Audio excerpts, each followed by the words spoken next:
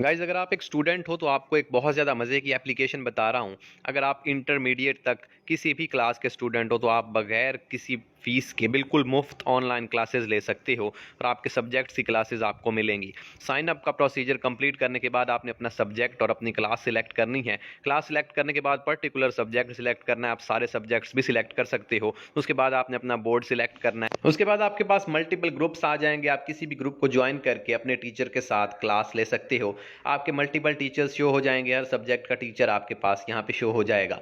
Join group पे click करना है और आप अपनी क्लास स्टार्ट कर सकते हो, फर्दर चैट का प्रोसेस स्टार्ट कर सकते हो। अब इसमें आपने अपना स्कूल भी ऐड करना है। यहाँ पे मैं अपना स्कूल और अपना सिटी सिलेक्ट कर लेता हूँ। उसके बाद आपके पास यहाँ पे मजीद सारे सब्जेक्ट शो हो जाएंगे और नीचे आपके टीचर्स शो हो जाएंगे। आप किसी भी टीचर के साथ ऑनलाइन क्लास ले सकते हो और अपने सब्जेक्ट्स के रिलेटेड ले सकते हो। यहाँ पे नून अकेडमी एप्लीकेशन का नाम है, आपने इसको